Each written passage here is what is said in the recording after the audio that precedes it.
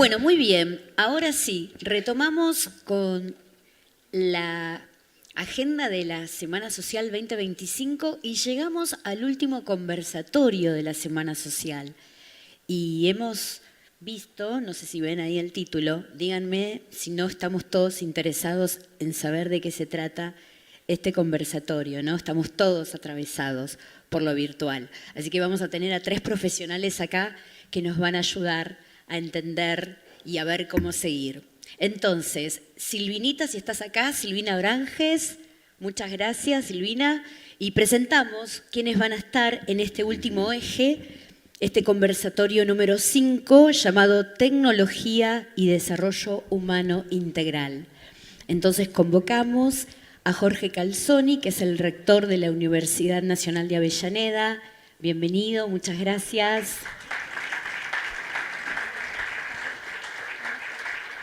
Convocamos a Gustavo Vélez, miembro de la Academia Pontificia de Ciencias Sociales. Bienvenido, Gustavo. Muchas gracias. Y por último a Milagros Schroeder, que es coordinadora de educación de Faro Digital. Gracias. ¿Cómo están? ¿Les abrimos el agua?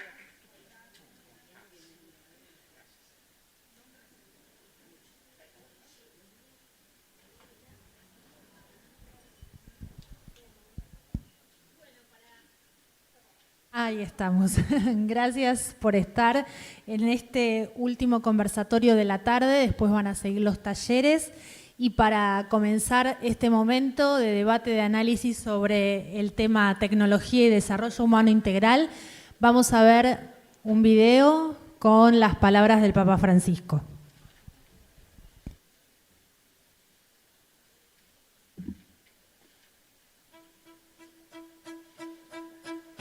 ¿Cuánto me gustaría que mirásemos menos la pantalla y no mirásemos más a los ojos? Si pasamos más tiempo con el móvil que con la gente, algo no funciona.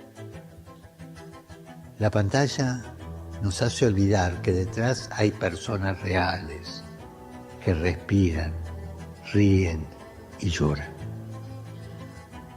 ¿Verdad? La tecnología es fruto de la inteligencia que Dios nos ha dado. Pero hay que usarla bien. No puede beneficiar solo a unos pocos, mientras que otros quedan excluidos. ¿Qué tenemos que hacer entonces? Usar la tecnología para unir, no para dividir, para ayudar a los pobres, para mejorar la vida de los enfermos y de las personas que tienen capacidades diferentes. Usar la tecnología para cuidar de nuestra casa común, para encontrarnos como hermanos. Porque cuando nos miramos a los ojos, descubrimos lo que realmente importa. Que somos hermanos, hermanas, hijos del mismo Padre. Oremos para que el uso de las nuevas tecnologías no reemplace las relaciones humanas, respete la dignidad de las personas y ayude a afrontar las crisis de nuestro tiempo.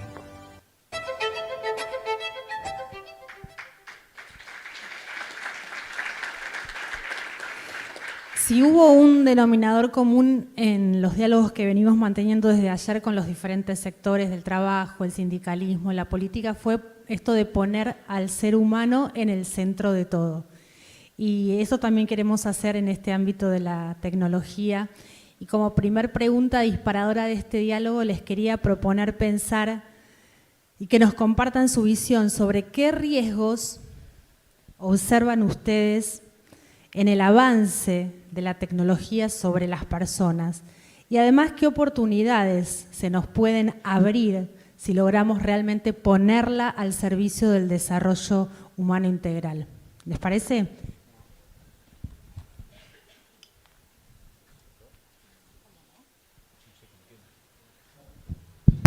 Bueno, buenas tardes a todas, a todos. Muchas gracias por la invitación y bueno, es un lujo compartir el panel con quienes aquí estamos, la verdad que un placer. A ver, es largo y sintético a su vez. La tecnología a lo largo de la historia de la humanidad siempre generó amenazas. siempre, o sea, las distintas revoluciones, la revolución industrial, que es la más estudiada aún en los colegios, hasta hoy en día, siempre generó amenazas.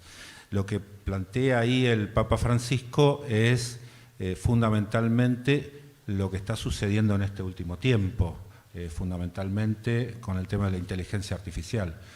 Hoy Agustina hablaba de un encuentro que tuvimos con el Papa hace 2 años atrás y firmamos, todos nosotros los que allí estábamos, un esquema de ética referido a la inteligencia artificial, planteado por el propio Vaticano.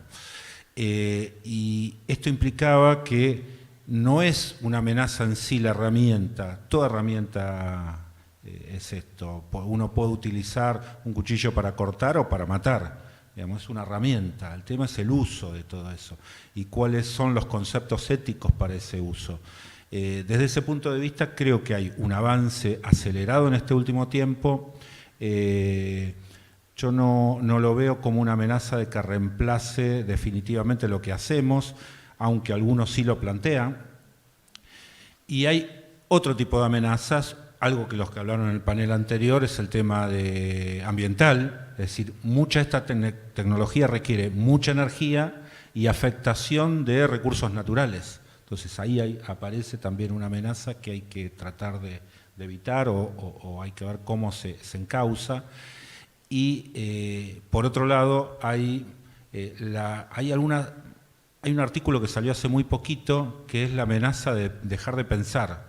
Es decir, uno ya no recuerda los números de teléfono. Yo no me acuerdo ya los números de teléfono. Antes yo me acordaba los teléfonos de todos mis familiares. ¿No? Es la edad también, sí. Es verdad. Es la edad también. Pero no me acuerdo ni el mío. La verdad que uno mira y ya lo tenés ahí, no te acordás. Bueno, y pasa esto, ¿no? Como las plataformas disponen de mucha información y de contenido, claramente eso hace que también empecemos a perder el ejercicio cognitivo. Bueno, las cuentas, ¿no? Cuando apareció la calculadora dejamos de hacer cuentas y también después tenemos que pensar cuando algunas cuentas salían muy naturalmente. Yo soy ingeniero y los ingenieros trabajamos básicamente con tecnología y en ese marco lo que nosotros tenemos que visualizar hoy es cómo esa herramienta la podemos utilizar transformándonos también nuestro quehacer como docentes, como investigadores, en el extensionismo, todo lo que hacemos habitualmente en las universidades. Hace no tanto tiempo las clases se basaban en contenidos, hoy esos contenidos están disponibles, o sea, prácticamente es como una pérdida de tiempo eso, pero sí corremos otro riesgo, es la interpretación sobre esos contenidos, ¿no? No sé, en carreras, no sé, los abogados hacen prácticas y, por ejemplo, salen los dictámenes por inteligencia artificial. Ahora, tienen que evaluar eso, ¿no? El otro tema es, y también para nosotros como docentes, cómo evaluamos esos trabajos. O sea, cómo se evalúa el desarrollo y el aprendizaje que tienen los estudiantes. Y acá aparecen 2 conceptos y por ahí me quedo acá. Uno es, en cuanto a construcción de conocimiento, nosotros planteamos diseños curriculares mucho más flexibles, la posibilidad de construir ese conocimiento. No se transfiere como que es un concepto un poco antiguo, sino que se construye y también se dialoga, se genera un diálogo de saberes con distintos sectores de la sociedad. No somos los únicos que sabemos, ¿no? Esto también es un baño de humildad que nos hemos dado para poder dialogar con distintos sectores de la sociedad y poder tener un aprendizaje conjunto. También hoy lo planteaba Agustina, surgió en el diálogo con el Papa Francisco esta necesidad de compartir esos saberes. Y un concepto también que hoy lo escuché y lo escuché algo ayer, yo no creo que tengamos que construir una sociedad mejor. Cuando alguien está mejor es porque alguien está peor. En las culturas de los pueblos originarios, y esto también lo he aprendido en este tiempo, ellos hablan del buen vivir, el del vivir bien. Y eso implica que tiene que ser para todos. No tiene que haber una diferencia, porque lo mejor o lo peor generan desigualdades. Y lo que tenemos que lograr es equidad en la construcción de ese conocimiento, en el diálogo de esos saberes, en cómo poder investigar para que todo eso sea beneficioso para toda la sociedad en su conjunto y no solamente para un grupo. Así que bueno, me quedo aquí, pero me parece que tenemos riesgos, es cierto, pero también tenemos muchas oportunidades y que tenemos que ser capaces de aprovecharlas para resolver la infinidad de problemas que tienen nuestras sociedades o nuestras comunidades hoy en día. Gracias, Jorge. Le pasamos la palabra a Milagros. Bueno, muchas gracias. También agradecida de estar acá dialogando con ustedes. Voy a disentir en algunas cosas. No disentir, en realidad voy a sumar algunas lecturas que venimos haciendo desde Faro Digital y tiene que ver con la tecnología, primero que somos seres técnicos, como bien traías, pero no la tecnología como mera herramienta. Hay una antropóloga argentina, Paula Sibilia, a quien leemos bastante. Paula hace muchos años que está en Brasil y viene estudiando y ella dice la tecnología no es ni buena ni mala, pero tampoco neutra, ¿no? Es histórica. Entonces, a la luz de esa historia es que pensamos hoy estas tecnologías. No existe que podamos tapar Internet, ¿no? Digamos, el sol con las manos, no existe, no va a haber una vida sin Internet, ya existe y es nuestra generación la que está creando estas tecnologías. Está respondiendo a algo histórico, no es un extraterrestre que vino de afuera y dijo, ¿no? Es nuestra misma sociedad la que están creando estas tecnologías. ¿Qué están buscando responder? ¿Qué están buscando dialogar? ¿Qué están buscando? ¿Qué prácticas estábamos necesitando como sociedad que no encontrábamos en otro tipo de tecnologías? Y esa convergencia digital, lo que antes, acá voy a tirar el documento, yo no tengo ningún problema, te hacía el chiste de la edad porque lo puedo tirar sin ningún problema. Cuando yo era chica no había internet como funciona ahora, era caro, era lento, me iba a conectar, ¿no? Mi primer recuerdo de internet es de un sonido, no sé si alguien lo escucha conmigo. Escucho risas porque tiran el documento conmigo, son ahí ese dial-up que sonaba y en cuando se crea esa internet, al mismo tiempo, años después aparece el celular, una tecnología que nosotros veíamos como cosas separadas. Yo hablaba por un teléfono fijo, miraba a las 8 de la noche a César y a Mónica y César, ¿no? Digamos, determinados horarios, determinados aparatos. Hoy tenemos lo que es la convergencia digital. Todo lo hacemos con el mismo aparato que es el celular. Hoy tenemos a los chicos, hay una encuesta de UNICEF, Kids Online, a partir de los 9.6 años, 10 años, que los chicos ya tienen su dispositivo propio. Entonces hoy, divertirte, estudiar, comunicarte, pago las paltas en la calle con el celular, ¿no? Hago absolutamente todo con el mismo dispositivo, hay una convergencia digital. Eso nos da riesgo y nos da oportunidades. Entonces, la clave es entendernos como seres técnicos, pensarnos a la historia actual, ¿no? Y digamos, ¿y qué estamos buscando como sociedad? Pero hacernos cargo, recuperar la agencia de que no solo los dispositivos disponen, sino que nosotros en esa construcción ciudadana, de ese entorno, podemos hacer algo.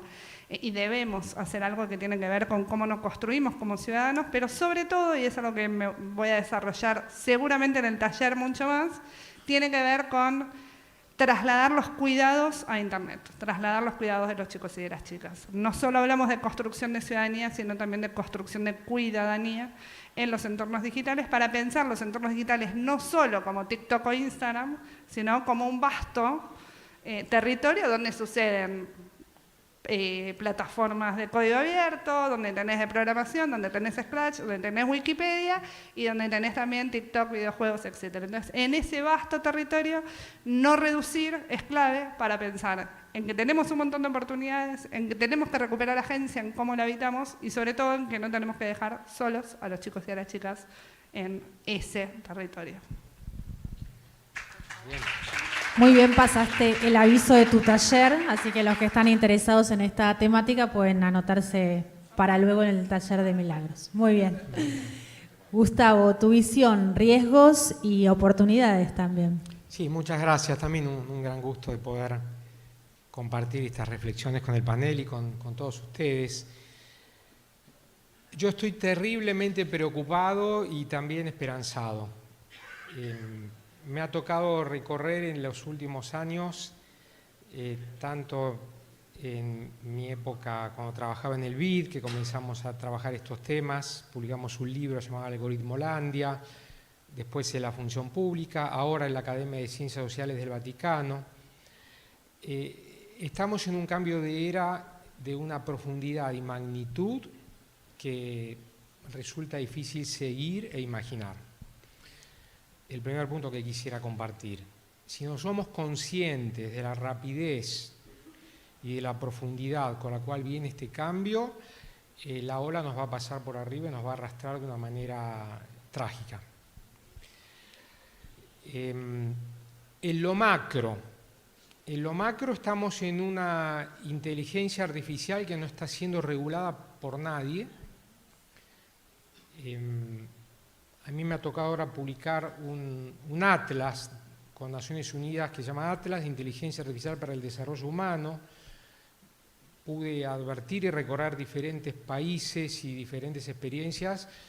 La inteligencia artificial está menos regulada que esta botella de agua mineral. Está menos regulada que la silla con estándares de calidad que se usa para llevar a un chico en un auto, para probar si responde a un choque. Entonces, ese es el primer desafío grave que tenemos, con una cantidad importantísima de creadores de esa inteligencia artificial que están diciendo, cuidado, esto nos puede llevar a la extinción de la humanidad. No lo dicen los comentaristas de café, los dicen los padres, los ingenieros, los que han creado los sistemas y los grandes modelos de lenguaje. Entonces, el primer punto que hay que tener en cuenta es la necesidad de una regulación global, de una nueva gobernanza global de la inteligencia artificial. El Papa Francisco en esto ha sido profético. Estuvo en la reunión del grupo de los G7 poco antes de fallecer dando un discurso magistral. Se publicó Antigua y Nueva, un documento sobre la inteligencia artificial del Dicasterio del Desarrollo Humano con la doctrina de la fe, que es muy importante, sugiero leerlo. Ahí hay líneas muy interesantes para trabajar. Eric Schmidt, que es uno de los padres de todo esto, acaba de ir a China a una reunión y días antes de viajar dijo: Estados Unidos debe declararse en emergencia nacional por la irrupción de la inteligencia artificial, por las consecuencias sociales, económicas que tiene este fenómeno. Es decir, estamos asistiendo a lo que en el Atlas a mí me modestamente defino como el Iaceno. El Iaceno. Hasta ahora veníamos hablando del Antropoceno. El Antropoceno era el impacto del ser humano sobre el medio ambiente, sobre la corteza terrestre, sobre el clima. Tecnoceno, Capitaloceno, hay otras definiciones también, Industrialoceno. En mi entender, hay una vuelta de tuerca más ante todas estas definiciones, que es la inteligencia artificial general, superinteligencia con autonomía. Los agentes famosos que acaban de irrumpir en el escenario de los ChatGPT, toda esa jungla de posibilidades y también de riesgos. Tenemos tres tipos de agencia en este Iaceno que defino. La agencia humana, la nuestra. La agencia híbrida que se acaba de mencionar. Interactuamos desde el primer momento hasta que nos acostamos y nos despertamos con los aparatos que nos llegan en la palma de la mano. Pero ha surgido una agencia autónoma, que es la que están planteando los expertos, y es el principal riesgo de todo esto, que tiene sus propios objetivos, que autoaprende, que puede desviarse de los objetivos planteados por el ser humano, de la orden que le da el ser humano, y que puede no apagarse, no tener el switch off, no tener el, bueno, stop, paraste agencia artificial de funcionar. Entonces, ahí hay una gran complejidad, no quiero extenderme, lo puedo hacer después, también vamos a tener un taller. El Papa Francisco planteó dos temas esenciales, diciendo la ética y las iniciativas éticas, hay muchísimas, UNESCO, Naciones Unidas, las empresas tecnológicas, los gobiernos, todos tienen principios éticos. Pero el Papa Francisco dijo algo esencial: tiene que ser obligatoria, tiene que ser mandatoria en algún punto, porque si no el mundo se llena la boca hablando de ética, pero no hay un mandato concreto y no hay consecuencias si no se cumplen esos mandatos éticos. Y el segundo elemento que lo vemos hoy, lo vamos a tratar en un encuentro grande en octubre que vamos a tener en la Academia en Roma, en el Vaticano, es la paz. Ninguna de las regulaciones de la inteligencia artificial a nivel global plantean que no puede usarse para la guerra. Ninguna, ni la más avanzada, que es la de la Unión Europea. Ponen un capitulito que dicen: para seguridad y guerra esto no rige, para seguridad y defensa.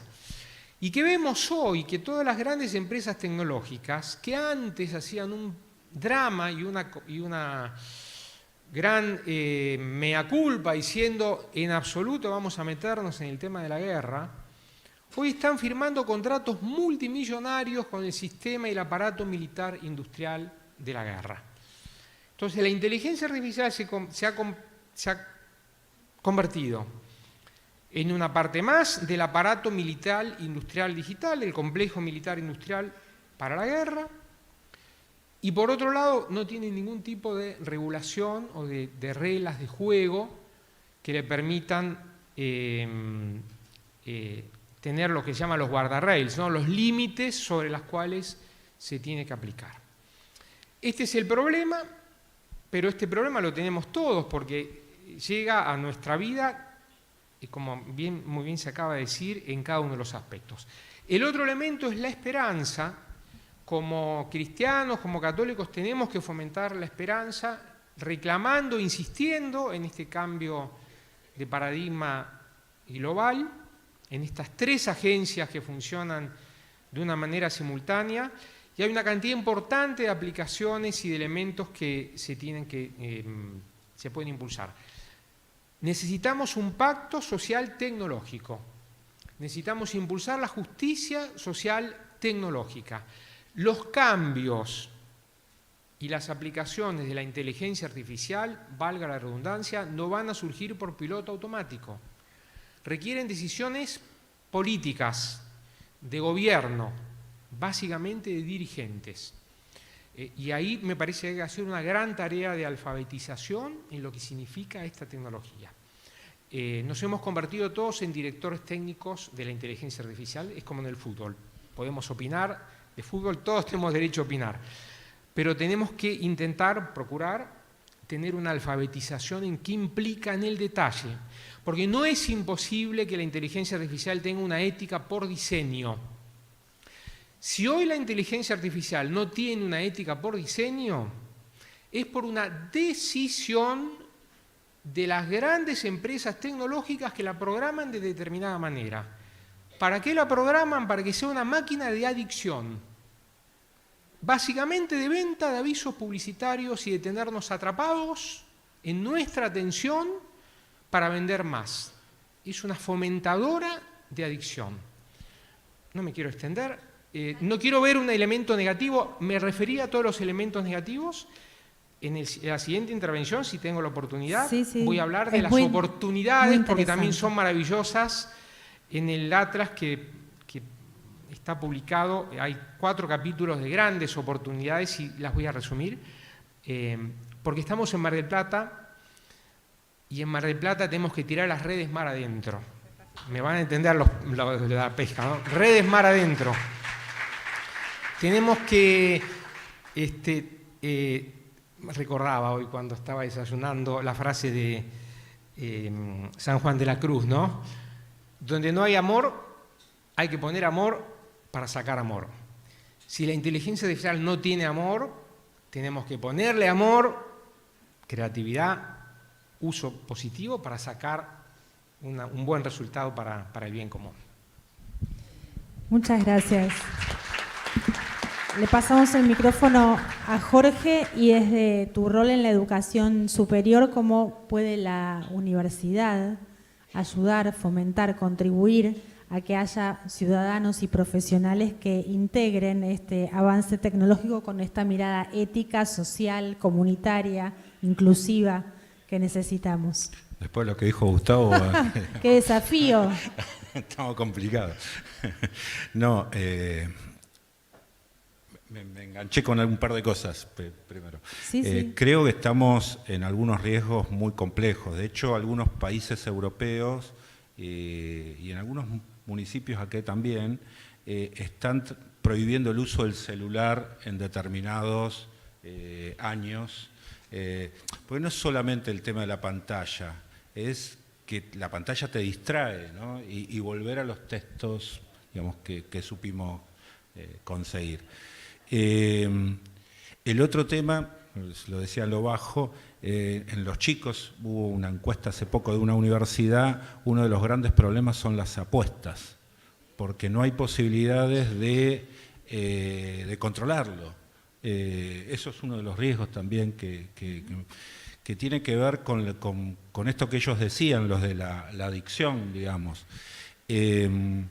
¿Qué es lo que se puede hacer de las universidades? Primero que las universidades también nos estamos transformando debido a en la propia gestión, porque ya gestionamos distinto, todas las inscripciones, todo lo que es el proceso administrativo ha cambiado, sobre todo post pandemia, de una manera muy, muy grande.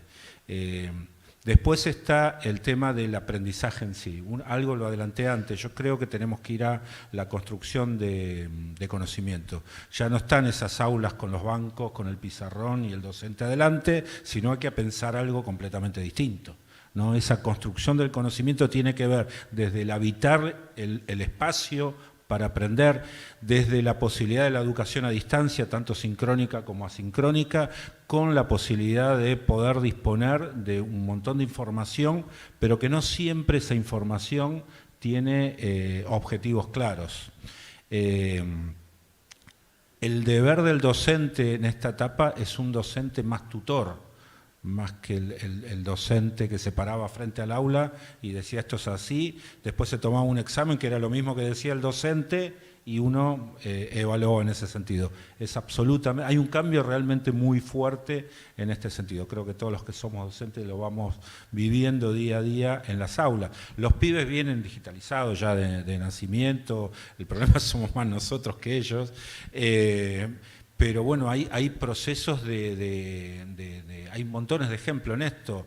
En la ingeniería civil hay programas que van cambiando todo el tiempo, donde ya los planos se salen solos a partir de cómo cargamos determinada información, los cómputos, los presupuestos, los distintos diseños. Hay un sistema nuevo, bueno, ya se instaló en el país, que es el BIM, donde uno tiene un casco con una camarita y cuando va mirando directamente y va transmitiendo por un micrófono, lo pone en un software y directamente ya saca todas las certificaciones de obra. No hay manera de engañar hoy con eso. Antes veíamos, le ponía un ingeniero el otro lo que le parecía, lo que medía. Bueno, no se mide más. Bueno, de hecho los elementos de medición se han trastocado absolutamente. Lo mismo pasa en la mecánica, lo mismo pasa en absolutamente... Bueno, los autos tienen hoy mayor componente electrónica casi que de mecánica, con lo cual hay un proceso de cambio total. ¿Qué es lo que se viene? Una cuestión mucho más multidisciplinaria, algo se dijo acá en algunos paneles, más allá de lo interdisciplinario, y fundamentalmente hay un cambio de paradigma, ¿no? Y yo creo que ahí lo que tenemos, el tema de la ética tiene que ver con eso, o sea, cómo nosotros nos posicionamos frente a los riesgos que tenemos y cómo vamos a construir el futuro que se viene. El otro tema es que no va a haber diseños curriculares con materias, casi todos nosotros teníamos materia horas. Y el problema de los docentes es que no llegaban a dar en las horas no alcanzaban, ese era el eterno problema. Bueno, hoy eso no existe, o sea, hoy tenemos créditos como la mayor parte del mundo y en eso está yendo la Argentina, nosotros lo tenemos desde el primer momento, se acreditan otro tipo de saberes, los de extensión universitaria, por ejemplo, y se acreditan saberes previos que no necesariamente se imparten en el aula, y a su vez tiene mucho que ver con la práctica también, ¿no? O sea, también se dijo hoy acá, ¿no? Cómo esa interacción de teoría y práctica se empieza a misturar. Entonces uno va a poder terminar armando distintas carreras a partir de tener núcleos duros por disciplina, pero muchos núcleos flexibles que van a permitir armar trayectos distintos. ¿Se entiende, no? O sea, uno va tomando distintas materias, optativas o electivas. Nosotros en este caso lo que procuramos es que también estudien en otras universidades del país e incluso extranjeras, porque hay culturas también organizacionales que son distintas y que nos parecen muy interesantes y que es bueno que los pibes las puedan absorber. Y a su vez no solamente eso, sino el intercambio. A veces hoy tenemos lo que llaman clases espejos. No sé, estamos acá en Mar del Plata y un docente mexicano da una clase y ve que los pibes nuestros están tomando mate y dice, ¿qué es lo que toman ustedes? No saben.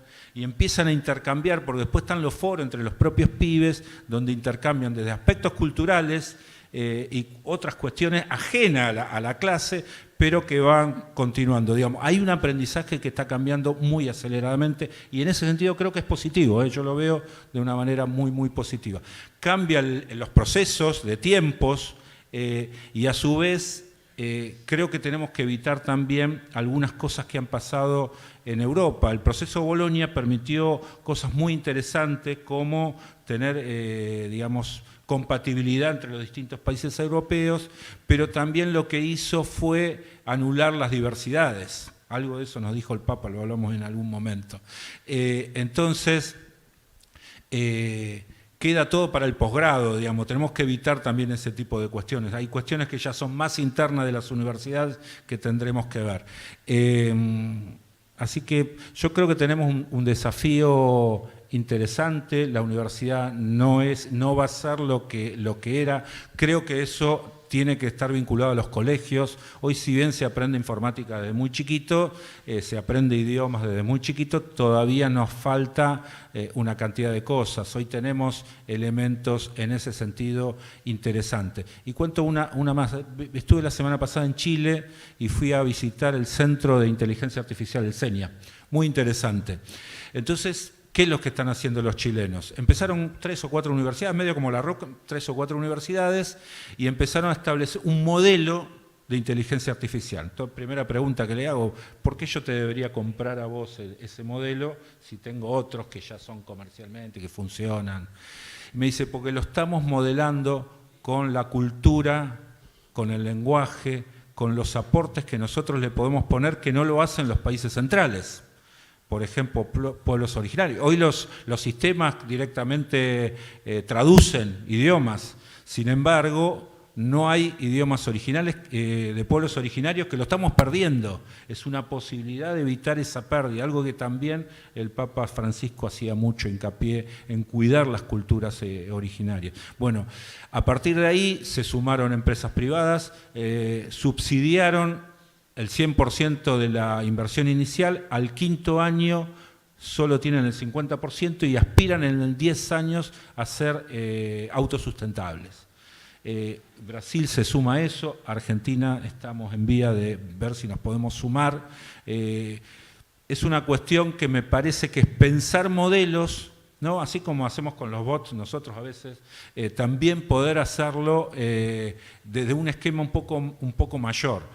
Bueno, estuvimos intercambiando una cantidad de ideas. Creo que el tema está instalado en el mundo y no hay posibilidad. Y un segundo ejemplo, perdón, el tema de los semiconductores. Hay un conflicto ahora con Trump muy fuerte, le puso 100% de aranceles a los semiconductores, que es un elemento clave para la fabricación de distintos dispositivos que utilizamos en todas estas herramientas. Bueno, hay algún desarrollo en Brasil y existe la posibilidad de que nosotros, porque tenemos materia prima para poder hacerlo. Ahora, tendríamos que trabajar desde el punto de vista de la tecnología propia, de la ingeniería propia, en ver cómo desarrollamos algunos de estos dispositivos. No tanto para reemplazar lo que viene, porque nosotros tenemos un concepto que es el de tecnología conveniente. No es que hay que sustituir todo, porque es imposible, porque no lo vamos, y no va a ser económicamente viable, pero sí algunos elementos que nos permitan tener en el futuro la posibilidad de no ser tan dependientes de algunos otros mercados, como hoy le pasa por ahí a Estados Unidos, que es dependiente en algunos sectores de todo lo que se fabrica en Asia, ¿no? Entonces, poder pensar dentro de lo que llamamos el sur global o algo por el estilo, el gran sur, Asia, sectores de África, América Latina y el Caribe, qué cosas, qué elementos podemos ser capaces de fabricar, de sostener, de adaptar, más allá de la dependencia que ya tenemos, para tratar de, no sé si achicar, pero por lo menos no agrandar esa desigualdad tecnológica que en algunos casos tenemos. Milagro, seguimos hablando de efectos positivos y negativos. ¿De qué modo vos ves que los entornos digitales están configurando o afectando la vida de las personas, de las sociedades en su vida cotidiana? Para que le pregunto a ChatGPT, a ver qué cree. Yo creo muchas cosas y iban hablando ellos y quiero recordar todo lo que fui pensando cuando ellos hablaban. Por supuesto que nos afecta, por supuesto que hay una afectación porque hay una nueva tecnología que viene a dialogar en nuestro día a día y nuestras prácticas sociales. Semán dice los dispositivos disponen, ¿no? Digamos, vienen a disponer determinadas prácticas y vienen a querer algo de nosotros, ¿no? Digamos, y nos vienen a pedir, como el auto te pide, ¿no? Esa publicidad, yo sigo tirando documentos. El auto te pide, ¿no? Lo que dé, bueno, el teléfono te pide. Y en eso es pensar también qué nos están pidiendo y qué estamos construyendo. Hay algo de construir, como decía antes, esa agencia, y dijiste algo, Gustavo, muy interesante, de construir este pacto social. Y nosotros desde FARO estamos insistiendo en tener un acuerdo, o acuerdo social, dijiste vos, o pacto social, dijiste. Pacto social, dijiste, tecnológico. Nosotros venimos insistiendo en que somos la primera generación que estamos educando en esta tecnología. No hay una universidad anterior que haya tenido esta tecnología, o una escuela anterior, o como familias, mi mamá no me educó a mí en esta tecnología. Entonces, si bien para mí no es nueva, porque desde que tengo 10 años, 12 años, 15 años, ¿no? Distintas edades, yo la vi crecer, sí es nueva como generación en la educación para ejercer esto y para acompañar a los chicos y a las chicas. Entonces, nosotros de FARO hablamos de un pacto, en realidad un acuerdo de crianza digital que no tenemos como generación. Entonces, desde ahí poder plantear cómo, bueno, yo voy a hablar sobre todo de los chicos y de las chicas porque es de lo que hacemos en FARO, si bien por supuesto tiene que ver con los roles adultos y en cómo acompañamos, por eso hablábamos por lo bajo de apuestas y de distintas problemáticas y demás. Los chicos, por nacer en un mundo que tiene Internet, no hace que automáticamente sepan qué significa Internet, o qué es el espacio, qué es el territorio virtual. Digo, yo nací con un auto, ¿no? Yo nací en la ciudad de Buenos Aires y había autos. Yo no me asustaba con la bocina, pero eso a mí no me hacía saber cómo se conducía un auto y de hecho lo aprendí a los 20 y pico y las leyes de tránsito las aprendí mucho después, ¿no? Entonces, el solo hecho cuando se habla de nativos digitales porque nacieron con, en realidad, primero hablar de nativos e inmigrantes es bastante peyorativo con los inmigrantes, como si los inmigrantes jamás pudieran ser locales. Nos bajó mucho el precio a los adultos, como bueno, yo no tengo nada que hacer ahí porque los chicos saben más, ellos saben tocar botones. Que algo técnico, apretar botones, que ni siquiera es apretar, ya es recorrer, ya es touch, ya no son botones, que apretar botones sea más natural o no me impacte tanto porque lo veo todos los días, no significa que yo sepa qué es eso. Es decir, hay que aprender y enseñar. Hay que aprender, esto que decía el de la alfabetización, entonces nosotros pensamos en la pedagogía de la pregunta. Carlino habla de aprender a leer y a escribir en la universidad. Bueno, yo creo que hay que aprender a leer y a escribir en todos los entornos en los que nos movemos. Hay que aprender a leer y a escribir en Internet y en los distintos territorios de Internet. No es lo mismo inteligencia artificial, un territorio como ChatGPT, que un territorio como TikTok, que un territorio como Kik, que es una plataforma de streaming, o Scratch, que es para programar. Tenemos que aprender a leer y a escribir en cada una. ¿Quién les está enseñando a los chicos a leer y a escribir?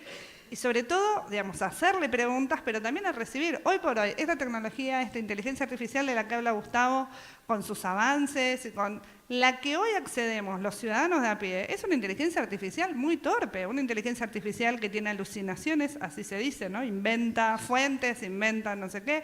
Esa es la que tenemos acceso. Es cierta la que nombra Gustavo respecto del avance que está sucediendo en distintas empresas y en distintos lugares también de desarrollo de universidades y qué sé yo, bla, bla. Hoy los ciudadanos a pie, a la que tenemos acceso es una anterior, ¿no? Digamos que justamente se está probando, y en esa prueba tenemos que saber que tiene errores, y como dice Gustavo, necesitamos también meterle nosotros, o como también trae Jorge, no estoy inventando tu nombre, trae Jorge de sumarle, no sé, de las comunidades originarias, digamos, el poder sumar otras voces. ¿Qué voces existen hoy en Internet? ¿Qué voces, no?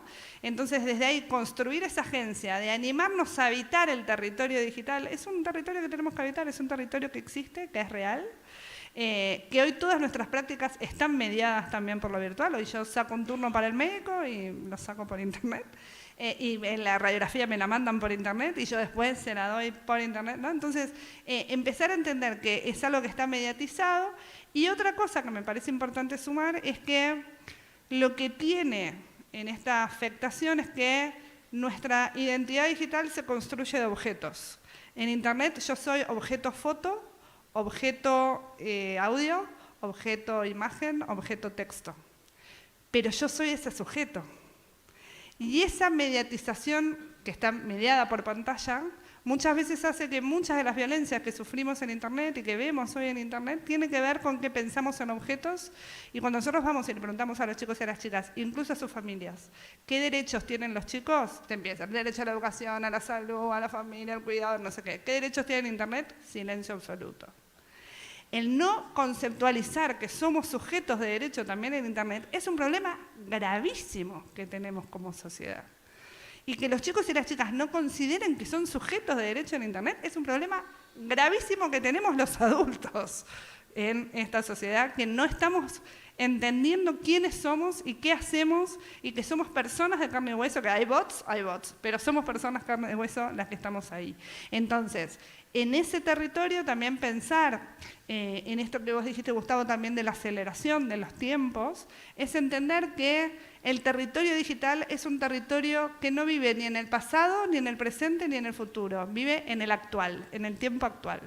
Fuera de ese territorio nosotros vivimos en un presente. Bueno, ese tiempo actual que corre como un río ya no es ese presente que nosotros habíamos construido al principio, ¿no? Donde voy a aprender a mandar un mail, ¿no? Antes nos enseñaban a escribir en Word, nos enseñaban a buscar no sé qué. Ahora es todo bastante intuitivo, apretás botones y ya está, sucede. Incluso, yo recuerdo de chiquitita PW, ¿no? Había que poner un PW/PW y un código DOS, después apareció Windows. Todas esas mediatizaciones nos fueron alejando y fuimos creyendo que Internet era algo, o que el territorio digital, o que la tecnología era algo muy ajeno, que yo no voy a poder, que eso yo no sé, que es todo difícil.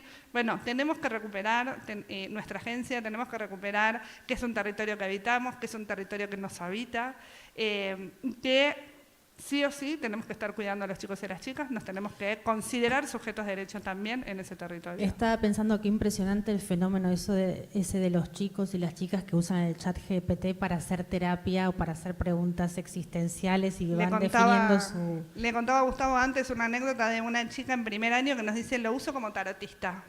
Y un chico al lado que dice, ¿qué es tarotista? ¿No? Porque esa edad donde los usos son totalmente, bueno, explicarle qué es tarotista, ¿no? Pero sí, como psicólogo, como amigo. Y el problema, a ver, a mí me sale un lunar y yo también googleo qué es un lunar. El tema es, ¿qué hago con la respuesta de eso? Porque Google, Doctor Google no es nuevo. Doctor Google, el lunar es cáncer grado 8 millones, ¿no? Pero ahora ChatGPT te dice que con cáncer 8 millones vos podés hacer ese tratamiento. Entonces, ¿quién me enseña a mí a leer y a escribir, ¿no? Y a leer y a criticar y a reflexionar sobre eso que me está devolviendo?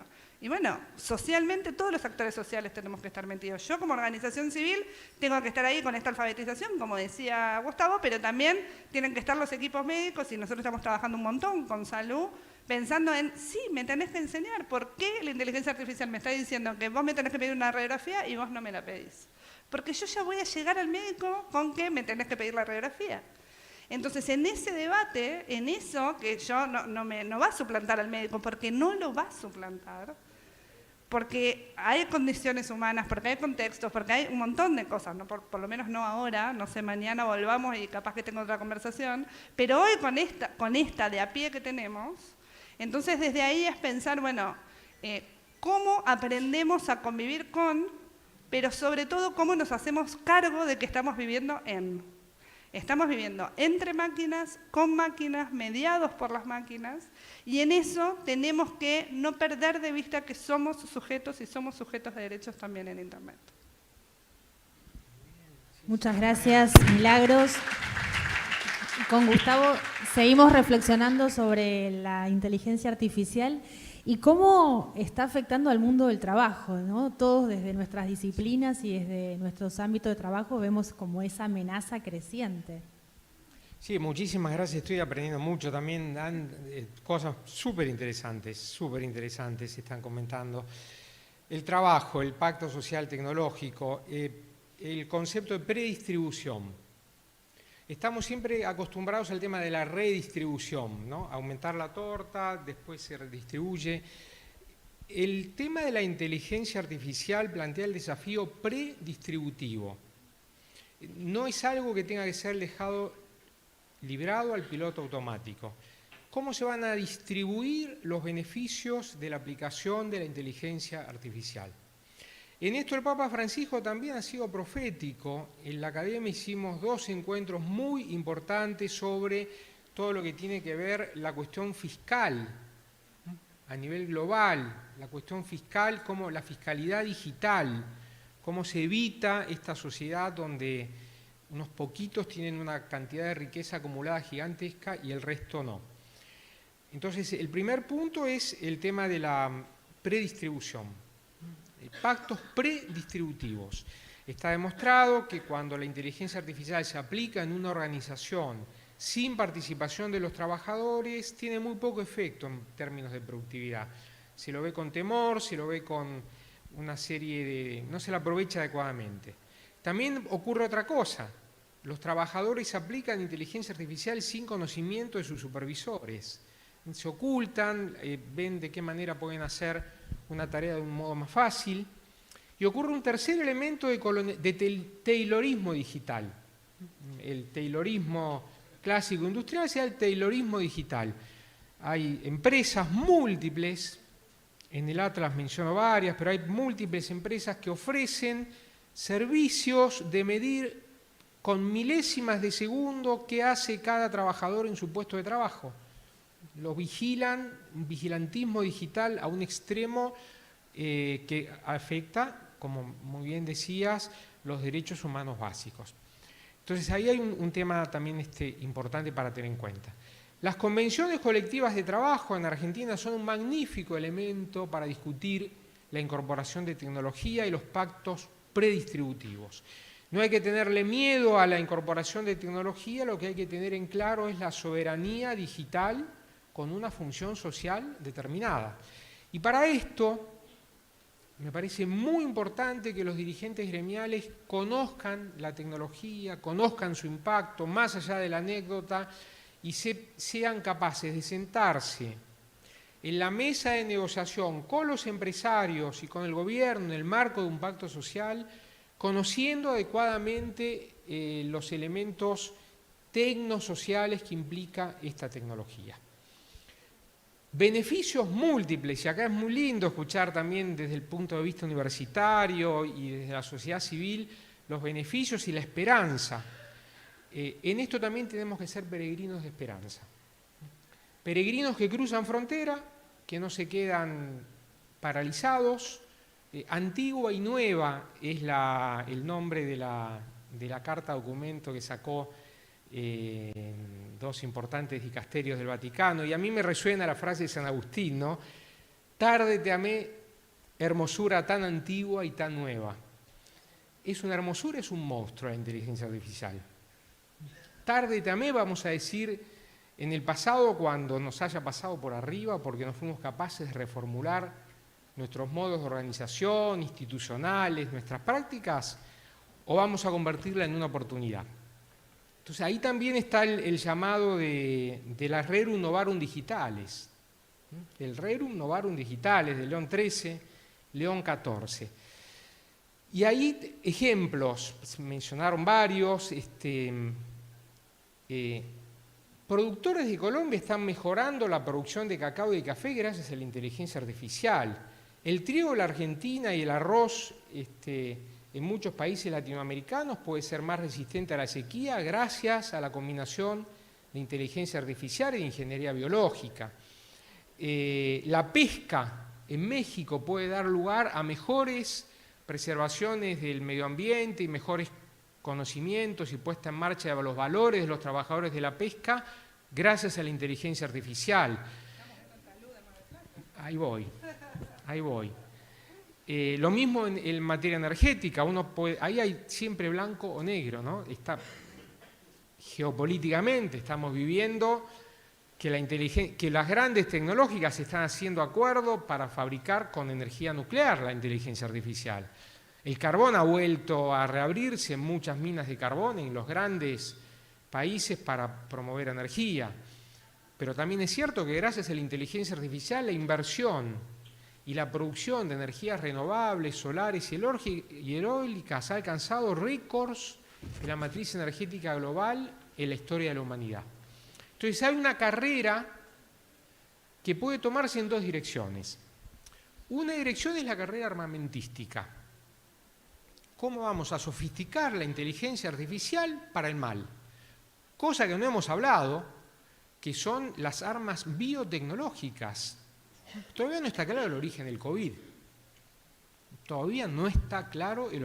del COVID. Pero en materia biotecnológica, la biocomputación combinada con la inteligencia artificial puede dar lugar a armas que son muy complejas y con una falta de regulación absoluta. Entre el arrojamiento o el lanzamiento de la bomba atómica con el proyecto Manhattan en la plena guerra mundial del 45, hasta la regulación de los tratados de no proliferación nuclear, que en el mundo se logró poner de acuerdo, pasaron 28 años. Entre que se tiró la bomba atómica, se fabricó la bomba atómica y el mundo dijo, bueno, vamos a tener un acuerdo de civilización para que esto no prolifere, pasaron 28 años. Y esto hoy se está pateando en un tablero como si no existiera. Lo vemos, no quiero ser redundante, lo vemos en este último año con una velocidad gigantesca. Pero también lo que nos tiene que llevar esta reflexión es que la inteligencia artificial no va a esperar a que nosotros la podamos usar para el bien. Tiene que ser nuestra decisión y nuestra creatividad y nuestro impulso. Me acordaba al ver la catedral acá de Mar del Plata, el cardenal Pironio, beato argentino, un hombre extraordinariamente importante que acuñó la palabra esperanza de la mano de Pablo VI y además dijo en el momento más importante de la Guerra Fría, en los encuentros de la juventud, fue el gran creador de los encuentros de la juventud, le dijo a San Juan Pablo II, acá hay una juventud que no es mediocre, no es indiferente y no tiene miedo. Y el desafío frente a la inteligencia artificial es no ser mediocre, no ser indiferente porque nos querramos o no, se incorpora a nuestra vida y no tener miedo. Ser creativo.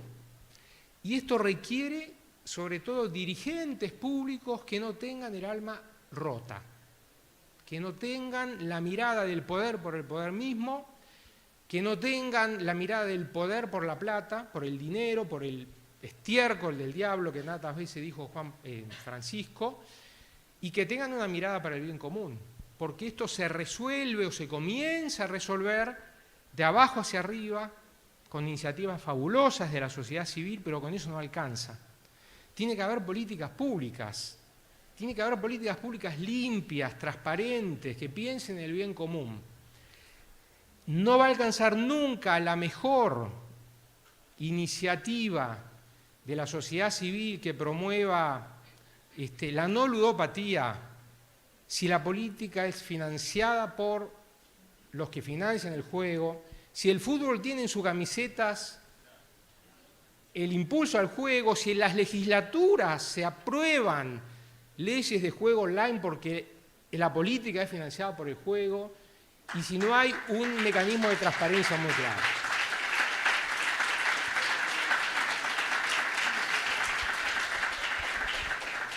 Y esto no es para ponerse ni por encima ni por abajo de nadie, es intentar hablar con la verdad y con algunas políticas públicas. Y luego en educación, en salud, se pueden hacer maravillas, y ahí está la creatividad. Yo pensaba, escuchándolo a Jorge también, ¿qué pensaría un Sarmiento recreando la educación pública? Un Laínez, un Manuel Laínez, un Ramón Carrillo teniendo esa herramienta fabulosa para una política de salud pública. ¿Qué pensaría un Alberdi, el padre de nuestra Constitución? Un Sampaio, que reformó la Constitución del 49 con Perón. ¿Qué pensarían si tuvieran la herramienta de la inteligencia artificial? ¿Pensarían en crear más burocracia, más trámites, un Estado cada vez más tecnocrático en el peor sentido de la palabra? ¿O la verían como una herramienta liberadora para acercarse al que no tiene acceso a una salud adecuada, etcétera, etcétera? Entonces, el mensaje que yo quisiera dar, a mí me pasa una cosa muy contradictoria, y les cuento lo que me pasa. Yo me quedo a veces hasta las 2 de la mañana en mi casa viendo el último video que sacó el último experto de inteligencia artificial, por el laburo que estaba haciendo y que tengo que ir actualizando. Y la verdad que cuando los escucho a los popes, ¿no? Digo, ¿este tipo qué es un chanta o es un profeta? Porque el que se fue de Google, Geoff Hinton, que yo admiro, creó las redes neuronales, gran parte de lo que estamos discutiendo hoy es el creador, trabajó años en Google, renunció a los 75 años para predicar que la inteligencia artificial nos puede llevar al fin de la humanidad. Pero ese mismo señor, hace 8 años atrás, siguiendo tu ejemplo, decía que los médicos radiólogos iban a dejar de existir en 5 años, porque las radiografías se iban a ver y a leer por inteligencia artificial. Hoy dice que tiene que ser un trabajo mixto. El radiólogo puede ver mejor con inteligencia artificial. Hace 10 años decíamos que los autos iban a volar. Yo mismo he dado conferencias en el BID porque me guiaba por Siemens, por las grandes automotrices, diciendo si viene el auto volador. Hoy somos más modestos, decimos si viene el auto híbrido. Enhorabuena. Entonces hay mucho también lo que se llama el hype, ¿no? Dalman sale a buscar plata. Las grandes tecnológicas se alimentan de muchísimo dinero, trillones de dólares. Necesitan plata para invertir cada vez más en la búsqueda de la superinteligencia. Y en algunas ocasiones lo que prometen está sobrevalorado, es demasiado ambicioso. En otros casos no. En otros casos no hay avances impresionantes. Aún con la mediocridad de la inteligencia artificial que hoy tiene la población en generalidad, se pueden hacer maravillas para el bien común. Y el último mensaje que quisiera dejar, o no sé si después tenemos más tiempo, hay para ver un tallercito. Esto pone en cuestión la democracia. Nuestro sentido de la realidad ha cambiado.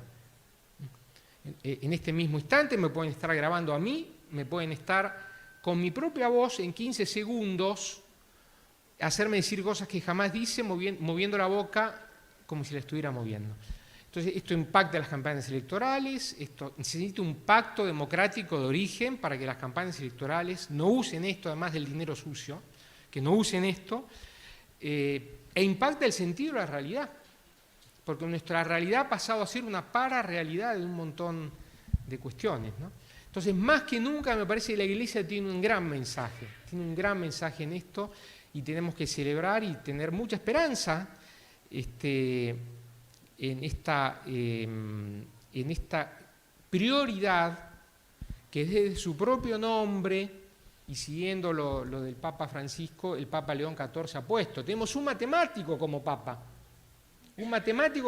que estos temas los conoce, sabe lo que es el algoritmo, la posibilidad de la algorética, una definición que Francisco dio, la algorética, algoritmos Los algoritmos automáticamente, si el ser humano los plantea en su origen, la ética por diseño, no reproducen barbaridades. Las reproducen si la lógica es acumulativa y extractiva.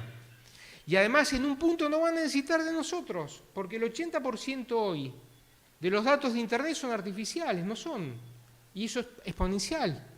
Si esta conversación la inventa la inteligencia artificial, pasa a ser una conversación falsa, pero los datos se siguen alimentando nuestra falsedad, no van a depender más de los seres humanos para alimentarse los modelos de inteligencia artificial. Y esto nos lleva a otro fenómeno interesantísimo que planteó León XIII en 1891 y que tenemos que plantearlo, tiro simplemente, es un debate polémico, la propiedad social de los datos.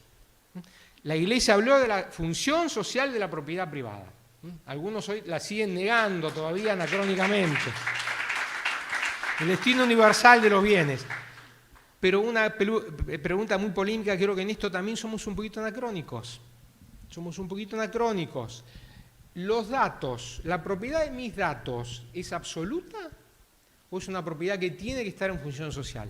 Bueno, dejo ahí la cuestión. Hay una cantidad fabulosa para el bien de cooperativas de datos, de cooperativas comunitarias de datos, de seres humanos que donan sus datos para el bien común.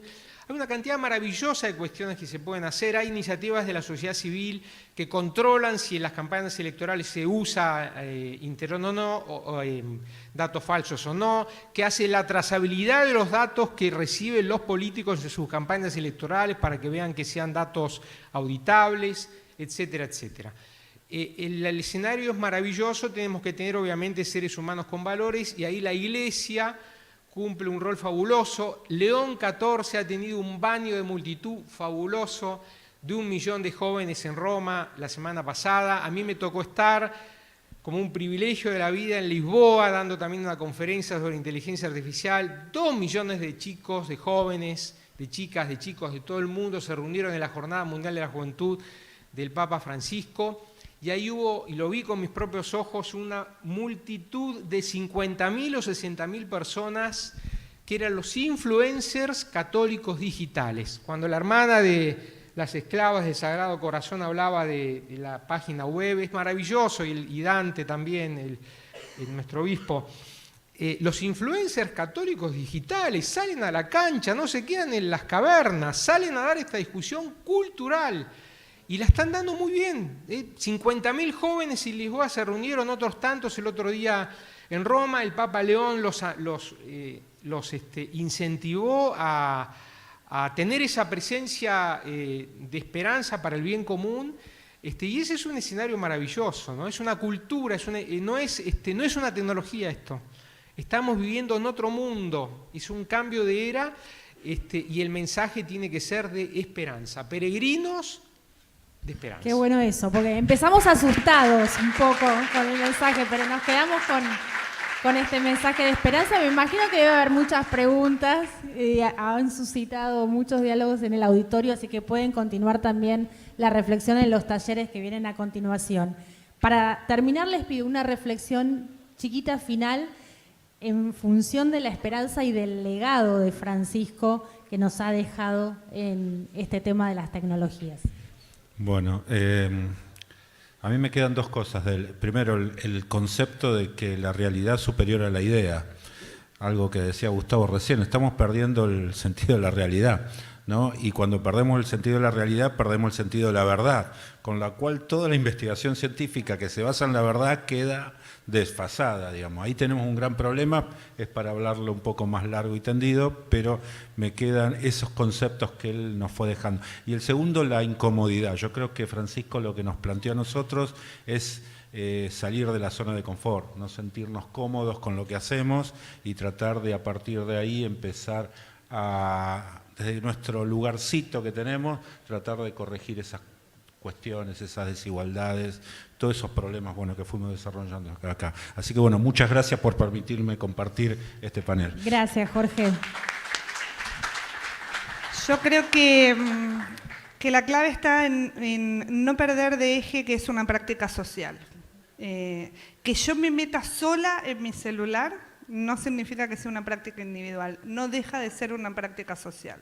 Entonces, no perder de eje eso para entender que no es algo que yo hago, sino que es algo que estamos haciendo, ¿no? Y en eso volver a lo común, volver a lo colectivo, no perder de eje ese vínculo me parece que es clave para dejar de creer que es algo que me pasa a mí sola y entender que es, bueno, en el abrazo con el otro y volver a preguntarnos en esa pregunta de mirarnos a los ojos, cómo te fue en el trabajo, cómo te fue en el colegio, cómo te fue en internet hoy, ¿no? El poder preguntarnos cómo nos fue también en este territorio para empezar a hablar y que deje de ser un tabú y entonces ahí encontrarnos en ese diálogo común.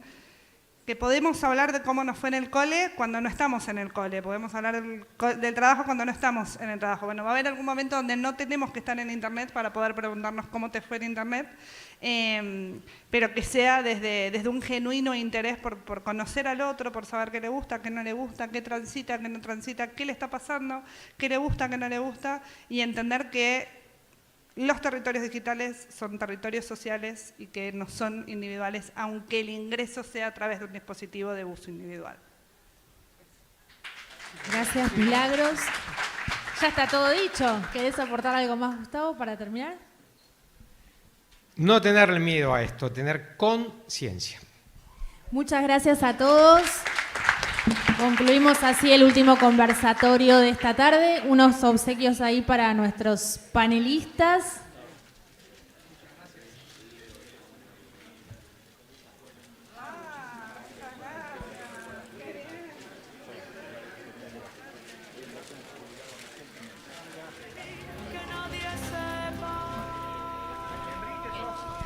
Bueno, muy bien, les pedimos ahora que sean breves en la pausa café que tenemos ahora y volvamos a trabajar en los talleres, ¿sí? Claro, pero viste... Sí. A ver, ¿querés aprovechar?